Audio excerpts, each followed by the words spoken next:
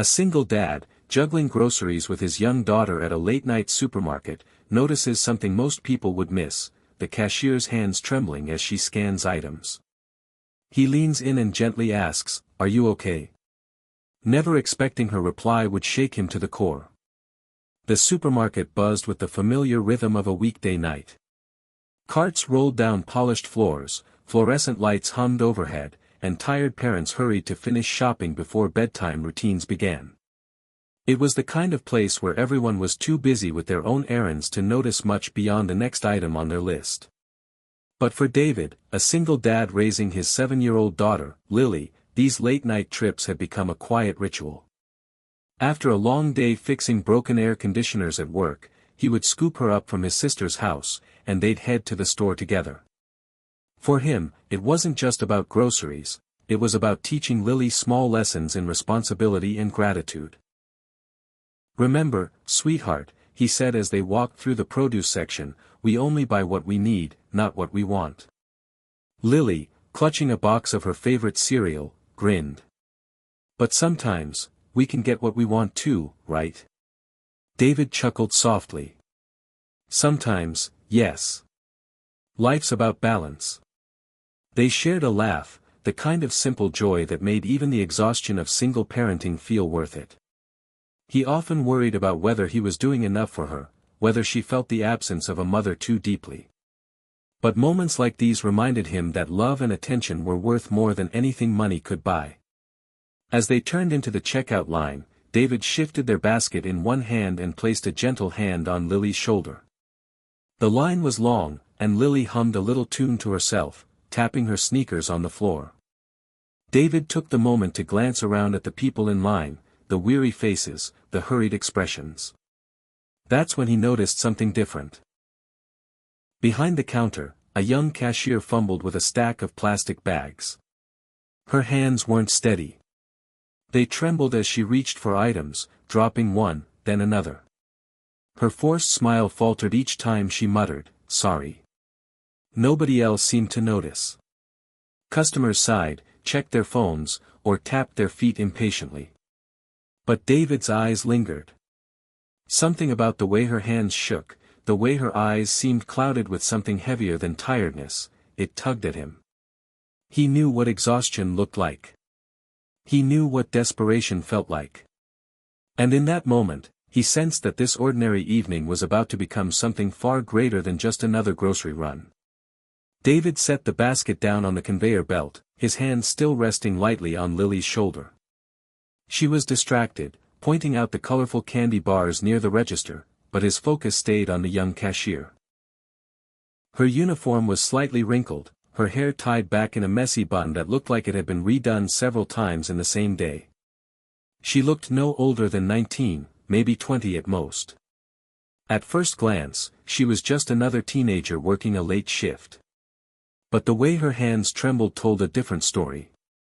When she reached for their loaf of bread, her fingers shook so violently that she nearly dropped it. Her cheeks flushed red as she whispered, "Sorry," under her breath. She didn't look at David, didn't look at anyone. Her eyes stayed fixed on the scanner, as if eye contact might expose something she was desperate to keep hidden.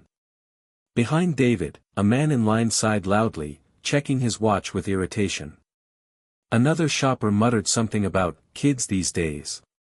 The impatience in their voices filled the space, but David barely heard them. His eyes stayed fixed on the girl. Something stirred inside him. He remembered nights when he was younger, standing in the checkout line with just a few items, his hands shaking because he wasn't sure if his card would go through.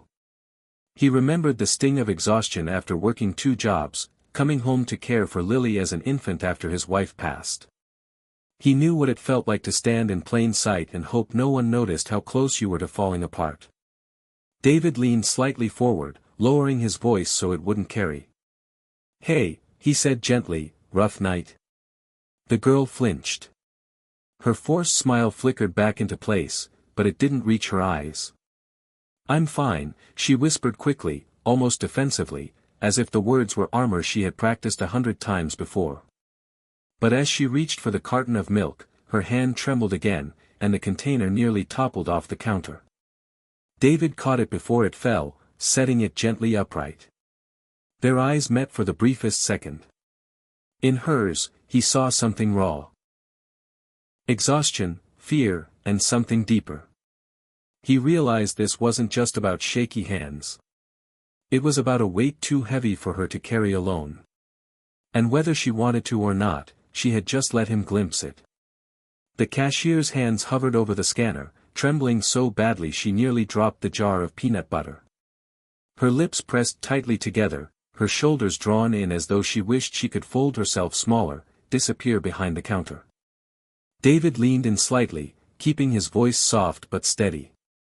"Your hands, they're shaking," he said. It wasn't judgment, it was observation, spoken with the same calm patience he used with Lily when she was afraid. The girl froze. For the first time that evening, she looked up at him. Their eyes met, and David saw it, something he hadn't expected. It wasn't clumsiness, and it wasn't nerves from inexperience. It was weariness. The kind that came from carrying far too much, for far too long. Her lips parted, then closed again. She blinked quickly, her throat working as if she were holding back words. Finally, her voice cracked out in a whisper, "I'm not fine. I don't want anyone to know." David's chest tightened. He remembered nights after his wife's passing, when he told friends and co-workers he was fine, while silently unraveling inside. He recognized the tone, the quiet plea hidden beneath the mask. "You don't have to tell me," he said gently. "But sometimes, strangers are the easiest people to be honest with." The girl's breath hitched. She shook her head as though fighting the impulse, but then the dam cracked. Her words tumbled out in broken fragments, as though she'd been waiting for someone, anyone, to listen. It's been so hard. I'm working 2 jobs, and I can barely keep the lights on. My little brother's only 12, and he doesn't know how bad it is. I skip dinner most nights so he can eat. Tonight, I spent what I had left to buy him school supplies." Her voice faltered, and her trembling hands gripped the counter. A tear slid down her cheek before she quickly brushed it away, embarrassed. "I don't want him to see me like this. He thinks I'm strong." David swallowed hard, his own eyes stinging. He saw himself in her, in the struggle to stay strong for someone who depended on you, even when you felt like collapsing. "Strength doesn't always look steady," he said softly. "Sometimes it looks like shaky hands that keep going anyway." The girl covered her mouth, a quiet sob escaping. And for the first time, she wasn't alone in her struggle, because someone finally saw her. For a moment, the supermarket seemed to hold its breath. The hum of registers, the chatter of shoppers, even the impatient sighs of the line behind them, all of it faded into the background.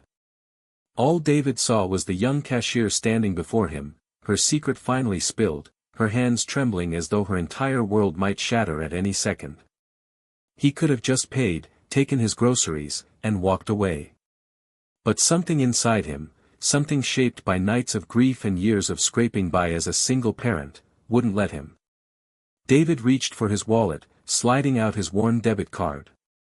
His voice was calm, steady, meant only for her. "I'll take care of this tonight." Her eyes widened, panic flashing across her face. She shook her head quickly. "No, please, I can't let you do that. You don't even know me." David gave a faint smile. "You're right. I don't know your name. But I know what it feels like to wonder how you're going to make it through the week. And I know what it means to have someone step in when you're carrying too much alone." The girl's lips trembled, caught between refusing and giving in. Before she could argue, a small voice piped up. "Daddy always helps people," Lily said innocently, swinging her legs from the edge of the cart. "He says kindness is magic." The cashier's composure cracked. She covered her mouth as tears welled, her body shaking not just from exhaustion now, but from the release of being seen, of being cared for. David kept his voice gentle. "This isn't charity. Charity looks down. Compassion looks across. Tonight, I'm just looking across at someone who's doing her very best, and I want to help. The register beeped softly as he slid his card through. But David wasn't finished. He reached into his wallet again, pulling out a folded $50 bill. He set it on the counter, his hand steady. "For your brother," he said simply. "School should feel normal for him. Let him have the things he needs." Her eyes widened, a sob breaking free before she could stop it. She clutched the bill to her chest like it was more than money, like it was proof that she wasn't invisible. In that small corner of a noisy grocery store, kindness had shifted the weight of an entire life, if only for a moment. The transaction ended, but the moment lingered. The cashier swiped at her cheeks quickly, embarrassed by the tears that refused to stop. I don't know what to say," she whispered, her voice breaking. "No one has ever done something like this for me before." David smiled softly, lifting his grocery bag from the counter. "Then just say this, when you're in a better place, and you see someone else struggling, pass it on. That's thanks enough." She nodded, but her tears kept falling. Her hands, though still unsteady, now trembled for a different reason, not from fear, but from the shock of compassion. From the cart, Lily leaned over, her little voice filled with childlike certainty. "It's okay. My daddy says helping people makes your heart feel bigger." The cashier let out a shaky laugh, the first genuine sound of relief she'd made all evening. She looked at Lily, then back at David. "You've both given me more than money tonight. You gave me hope." David didn't reply right away. He knew from his own journey as a single parent that hope was the currency that mattered most. He gave her a gentle nod. "You'll get through this. You're stronger than you think." As he turned to leave, the people in line who had witnessed the quiet exchange stood in an unusual hush. A middle-aged woman dabbed at her eyes with a tissue. A young man gave a respectful nod. Kindness, after all, is contagious, and what had just happened at that checkout lane rippled outward, touching everyone within earshot. Outside in the cool evening air, David loaded the groceries into the trunk of his car. Lily climbed into her booster seat, swinging her legs happily. "Daddy," she asked with curiosity, "why did you give her our money when we don't have a lot either?" David paused, looking at her through the rearview mirror. He thought about long nights when he hadn't known how to make ends meet, and how once, long ago, a stranger's kindness had helped him breathe again. "Because, sweetheart," he said gently, "sometimes the little we give is the exact miracle someone else is praying for." Lily smiled, satisfied with the answer. David started the car, his chest a little lighter, his spirit a little fuller. And somewhere behind him, a young cashier stood a little taller, her hope restored by the reminder that in a world often rushing past, compassion still had the power to stop time.